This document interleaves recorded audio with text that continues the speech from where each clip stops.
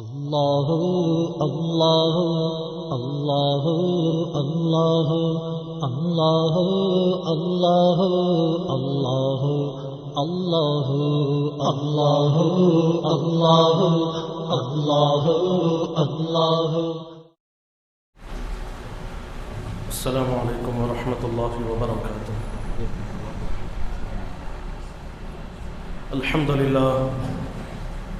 الحمد للہ رب العالمین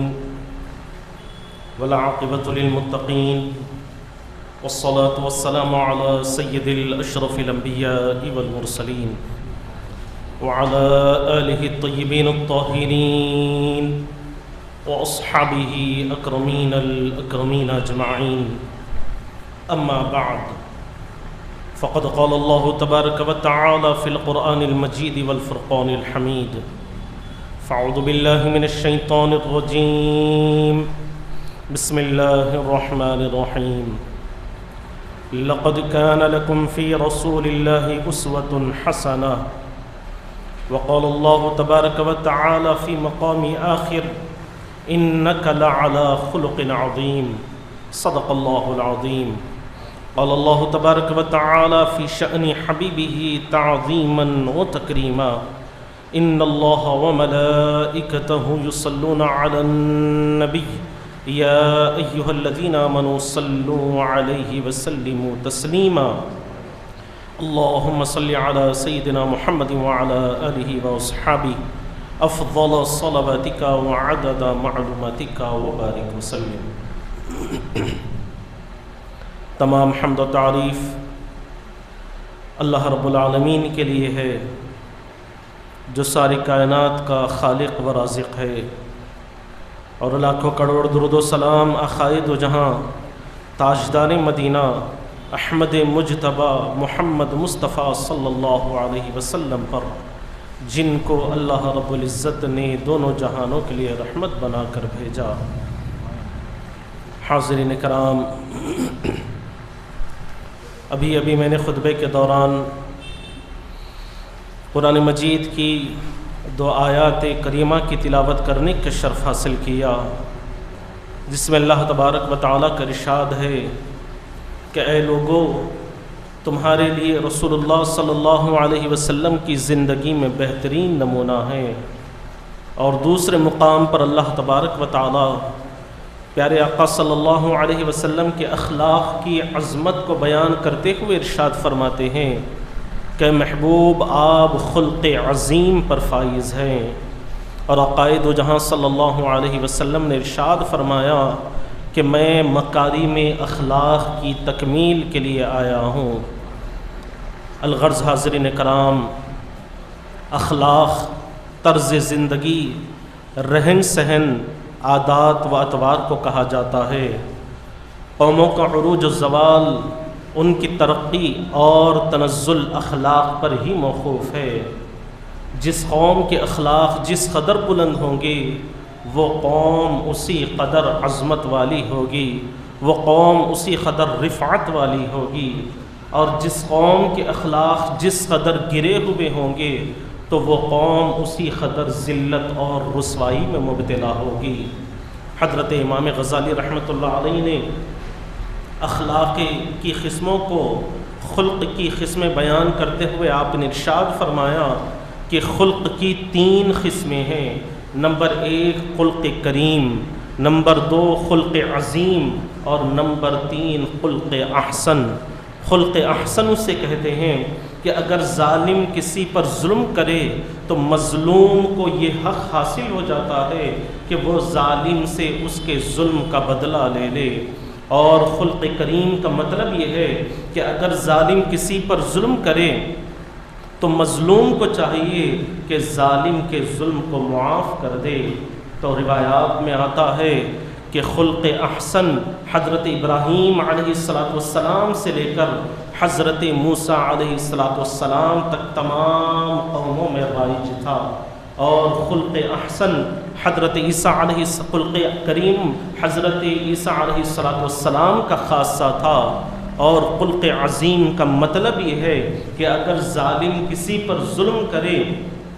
تو مظلوم کو چاہیے کہ ظالم کے ظلم کو معاف کر دے، نہ صرف معاف کرے بلکہ ظالم کو اپنے قریب کر لے اور اس کی ضروریات کا جائزہ لے کر اپنی طاقت کے مطابق اس پر احسان کرے، اس کے ضروریات کو پورا کرے۔ تو خلق عظیم آقائے دو جہاں صلی اللہ علیہ وسلم کو اللہ تبارک و تعالیٰ نے عطا فرمایا۔ اس لیے قرآن مجید میں ارشاد ہوتا ہے کہ اِنَّكَ لَعَلَىٰ خُلُقٍ عَظِيمٍ، کہ محبوب صلی اللہ علیہ وسلم آپ خلق عظیم پر فائز ہے۔ تو صحابہ کرام نے عرض کیا کہ یا رسول اللہ صلی اللہ علیہ وسلم یہ خلق عظیم کیا ہے؟ تو آقائے دو جہاں صلی اللہ علیہ وسلم نے حضرت جبریل امی سے یہی سوال دہرایا۔ تو جبریل امی پیغام خداوندی لے کر آئے اور عرض کیا کہ سل من خطاک، کہ معاف جڑ جائیے اس شخص سے جو آپ سے کٹ جائے، جو آپ سے اپنے تعلقات کو ختم کر لے۔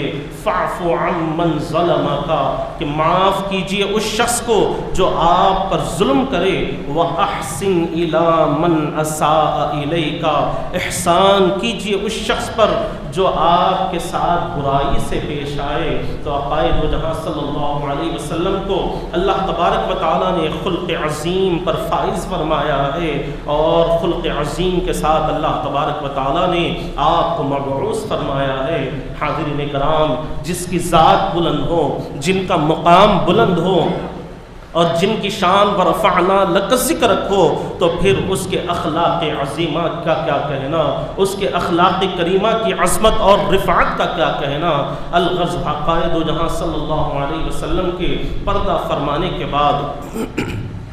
چند لوگ ام المؤمنین حضرت عائشہ صدیقہ رضی اللہ عنہا کی خدمت مطہرہ میں حاضر ہوئے اور آقائے دو جہاں صلی اللہ علیہ وسلم کے عادات و اطوار کو معلوم کرنے لگے۔ حاضرین کرام، یہ ایک حقیقت ہے کہ ایک عورت کے علاوہ ایک بیوی جس طرح اپنے شوہر کو اچھی طرح جانتی ہے، اس کے بیرونی حالات سے بھی باخبر ہوتی ہے، اس کے اندرونی حالات سے بھی باخبر ہوتی ہے، اس کی اچھائیوں سے بھی باخبر ہوتی ہے، اس کی برائیوں سے بھی باخبر ہوتی ہے، اچھے اخلاق کو بھی جانتی ہے اور اس کی بد اخلاقیوں کو بھی جانتی ہے۔ تو بیوی کے علاوہ کوئی اور اپنے شوہر کے بارے میں اور اپنے شوہر کے بارے میں کوئی اور بتا نہیں سکتا، اس کے اخلاق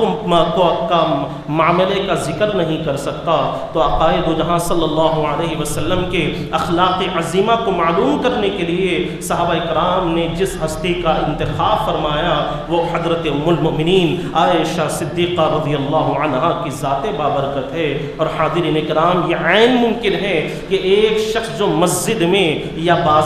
میں یا اپنے آفس اور کاروبار کی جگہ پر اخلاق کا مجسمہ بنا ہوا ہو، لیکن گھر میں ایک نمبر کا بد اخلاق ہو، بد کردار ہو، بد اخلاقی کا مظاہرہ کرتا ہو، تو لوگ تو یہی سمجھیں گے کہ وہ بڑا اخلاق والا ہے، اچھے کردار والا ہے، اچھے اخلاق اوتار کو رکھتا ہے، اچھی عادتیں اس کے موجود ہے۔ اس لیے صحابہ کرام نے جس ہستی کا انتخاب فرما کر ان کی بارگاہ میں جب سوال کیا کہ آقائے دو جہاں صلی اللہ علیہ وسلم کے اخلاق عظیمہ کیسے تھے، تو ام المؤمنین حضرت عائشہ صدیقہ رضی اللہ عنہا نے ارشاد فرمایا کہ کان خلقہ القرآن، کہ آپ کے اخلاق سراپا قرآن ہے۔ اور قرآن مجید خود آقائے دو جہاں صلی اللہ علیہ وسلم کی اخلاق کی عظمت کو بیان کرتے ہوئے کہتا ہے انک لعلی خلق عظیم، کہ محبوب آپ خلق عظیم پر فائز ہے۔ اور قرآن مجید ساری دنیا کے لوگوں کو یہ پیغام دے رہا ہے،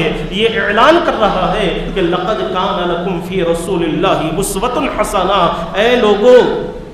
تمہارے لیے رسول اللہ صلی اللہ علیہ وسلم کی زندگی میں بہترین نمونہ ہے۔ پیارے آقا کی زندگی تمہارے لیے بہترین آئیڈیل ہے۔ اگر تم پیارے آقا صلی اللہ علیہ وسلم کے اخلاقی تعلیمات کو اپنا لو گے، حضور پاک علیہ الصلوۃ والسلام کی اطاعت میں اپنی زندگی کو گزار لو گے، حضور کی سنتوں میں اپنی زندگیوں کو ڈھال لو گے، تو تم دنیا کے ہر گوشے میں تم کامیاب ہو جاؤ گے، ترقی تمہارے قدموں کو چومنے لگے گی۔ آقائے دو جہاں صلی اللہ علیہ وسلم کی ساری حیات طیبہ سے ہمیں یہی پیغام ملتا ہے، اور حضور پاک صلی اللہ علیہ وسلم کی ساری حیات طیبہ میں اگر ہمیں کوئی چیزیں نظر آتی ہیں تو وہ حضور پاک علیہ السلام کی محبت ہے، حضور پاک علیہ السلام کی ہمدردی ہے، درد دلی ہے، جذبہ ایثار و قربانی کا معاملہ ہے۔ اور آقائے دو جہاں صلی اللہ علیہ وسلم نے خود عملی میدان میں آ کر ہمیں یہ بتلا دیا کہ ایک مسلمان کے اخلاق کس طریقے کے ہونے چاہیے،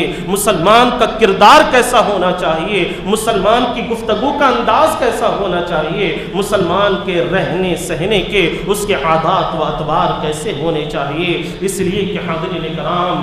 کسی قوم کی ترقی اور تنزل کا جو معاملہ ہوتا ہے وہ اس کے اپنے اخلاق پر ہی موقوف ہوتا ہے۔ جس کے اخلاق جس قدر اچھے ہوں گے وہ اسی قدر عزت اور وقار والے لوگوں میں شمار کیا جائے گا، اور جس کے اخلاق جتنے گرے ہوئے ہوں گے تو وہ اسی قدر ذلت اور رسوائی میں مبتلا آپ کو نظر آئے گا۔ تو الغرض روایات میں آتا ہے کہ جب آقا دو جہاں صلی اللہ علیہ وسلم کو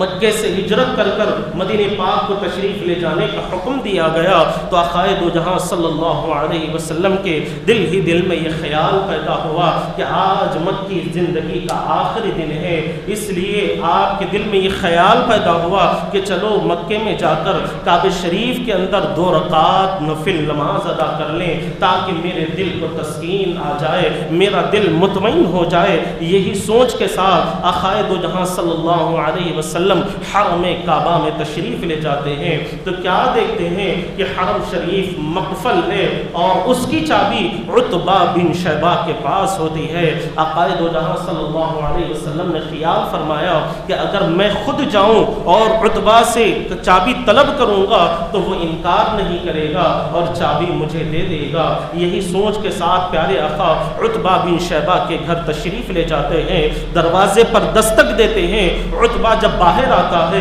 تو آقا دو جہاں صلی اللہ علیہ وسلم کو دیکھ کر حیرت زدہ ہو جاتا ہے، اور جب آقا دو جہاں صلی اللہ علیہ وسلم نے اپنا مدعا بیان فرمایا تو اس نے غضبناک ہو کر پیارے آقا صلی اللہ علیہ وسلم کی شان میں نازیبا کلمات کہنا شروع کر دیا، آپ کے ساتھ بد اخلاقی کا مظاہرہ کرنا شروع کر دیا۔ تو آقا دو جہاں صلی اللہ علیہ وسلم نے ارشاد فرمایا کہ اے عتبہ، اس وقت چابی تیرے ہاتھ میں ہے، ذرا اس وقت کو یاد کرو جب چابی کعبے کی میرے ہاتھ میں ہوگی اور تو ایک مجرم غلام کی طرح میرے سامنے کھڑا ہوا ہوگا تو اس وقت تیرا کیا حال ہوگا۔ جب عتبہ بن شیبہ نے حضور پاک علیہ السلام کی اس پیشن گوئی کو سنا تو اور بھی غضبناک ہو جاتا ہے اور آقا دو جہاں صلی اللہ علیہ وسلم کی شان میں بد اخلاقی کرتا ہے، آپ کو دھتکار دیتا ہے۔ آقا دو جہاں صلی اللہ علیہ وسلم وہاں سے واپس حرم کعبہ میں آتے ہیں اور کعبہ شریف کی دیوار کے پاس ہی کھڑے ہو کر آپ نے 2 رکعت نماز ادا فرمائی۔ حاضرین کرام، روایات سے پتہ چلتا ہے کہ ابھی 8 سال کا مختصر سا عرصہ ہی گزرا تھا کہ آقا دو جہاں صلی اللہ علیہ وسلم فاتحانہ انداز میں 10,000 کا جری لشکر لے کر آپ مکے میں فاتحانہ داخل ہوتے ہیں، اور آقا دو جہاں صلی اللہ علیہ وسلم کی رحمتیں بے کرا کا معاملہ یہ ہے کہ حضور پاک علیہ السلام نے خود یہ اعلان فرمایا کہ بوڑھوں، بچوں اور عورتوں کو امان ہے، اور جو اپنے اپنے گھر میں رک جائے اسے بھی امان ہے، جو ابو سفیان کے گھر میں چلا جائے اسے بھی امان ہے، اور جو کعبہ شریف کے اندر داخل ہو جائے اسے بھی امان ہے۔ جب آقا دو جہاں صلی اللہ علیہ وسلم نے یہ اعلان فرمایا